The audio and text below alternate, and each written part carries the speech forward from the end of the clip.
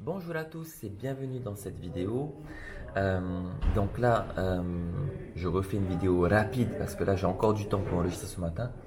Je vais vous montrer comment je dessine tous mes dessins. Tout ce que je fais en fait, je le fais sur une application qui s'appelle Omnigraph. Donc à la base, c'est une application qui est destinée à faire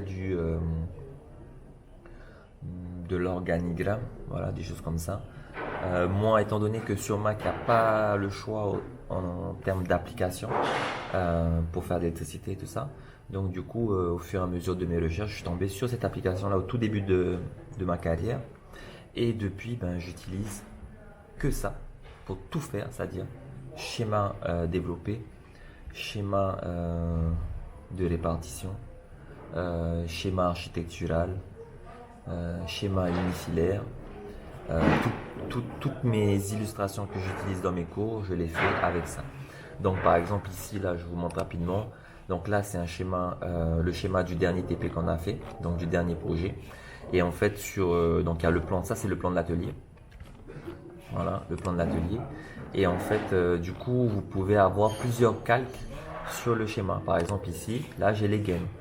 Si je veux afficher les liaisons, ben là j'ai les liaisons. Si je veux afficher, là j'ai fait quelque chose mais finalement je ne l'ai pas exploité. J'ai fait le raccordement aussi, c'est-à-dire que ici quand je fais ça, eh ben, j'ai accès au dos des appareils. Et comme ça en fait je peux avoir le raccordement dans chaque appareil. Voilà.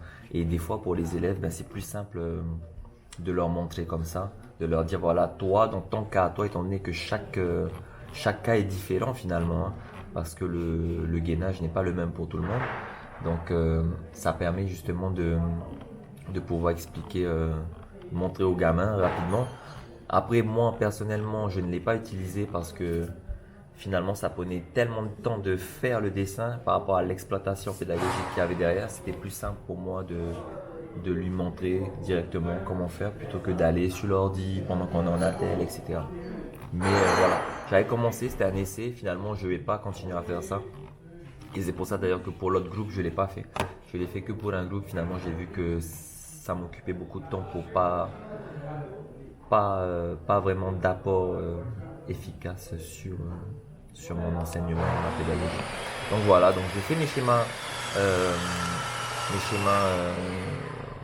tous mes schémas d'attel. Ah ça y est, le bruit a commencé là. Aïe aïe aïe.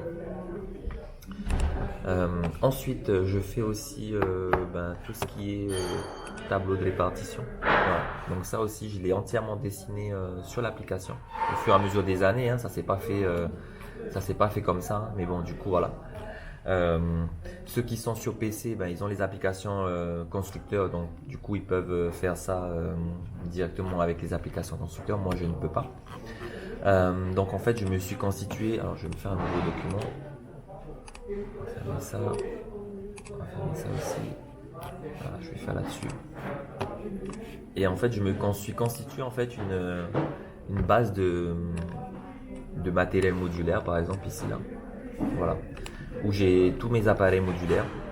Ensuite, j'ai fait plusieurs bases. Hein. Par exemple, ici, j'ai de l'industriel, où j'ai des appareils, des contacteurs, tout ça, qu'on utilise en industriel. Ensuite, j'ai quoi? Euh, j'ai des appareils de mesure aussi, donc j'ai modélisé les écrans d'affichage de nos appareils, comme ça je peux utiliser ça pour montrer ce qu'un appareil doit afficher, etc. Ensuite j'ai fait aussi l'appareil de mesure, je l'ai dessiné aussi sur Omnigraph, avec des pointes aussi, je vais mettre là ici, avec les pointes de mesure. Voilà, j'ai dessiné vraiment plein de choses au fur et à mesure des années, j'ai dessiné des cuts aussi, parce que du coup des fois c'est utile, je vous montrerai dans une autre vidéo, mais j'utilise aussi des fois le dessin du cut pour expliquer des choses. Les symboles développés, là j'ai fait 3 représentations différentes, je vais vous montrer ça aussi dans une autre vidéo parce que ça prend trop de temps. Déjà là je vois qu'on est à 4 minutes d'enregistrement. euh, Appareil de mesure, accessoires, les accessoires comme les coffrets par exemple, le plastron, les barrettes de pontage, les dominos, les wagos, etc. Voilà, tout ça, je l'ai fait avec l'application. C'est pas la destination première de cette application-là. Mais voilà, c'est plutôt pas mal, quoi. Et après le matériel aussi, donc matériel, voilà, tout ce qui est boîte d'encastrement, les supports universels, les douilles DCL, et après le matériel, tout ce qui est mosaïque.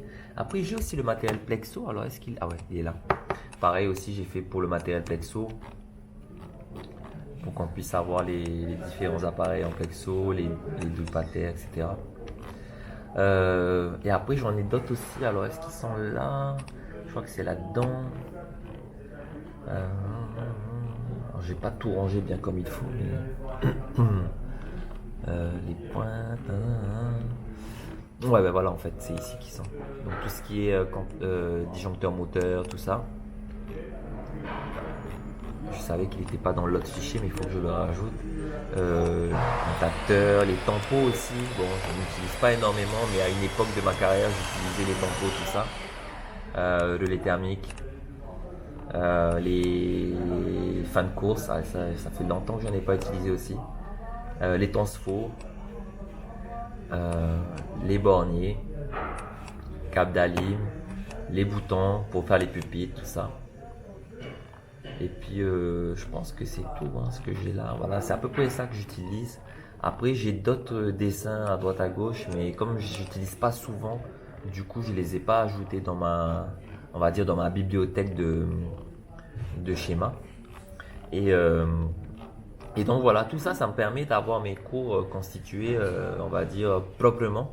Et ça permet aux élèves d'avoir des choses plus réelles sur leurs documents. Et quand ils vont à l'atelier, ils sont pas perdus dans le matériel, etc. Voilà, je vous montrerai d'autres vidéos sur Omniga parce que c'est vraiment vaste sur comment utiliser l'application. Et puis peut-être que ça je le mettrai sur la chaîne YouTube parce que là sur Facebook c'est pas forcément le meilleur endroit pour faire ça. Donc voilà, à plus dans une autre vidéo.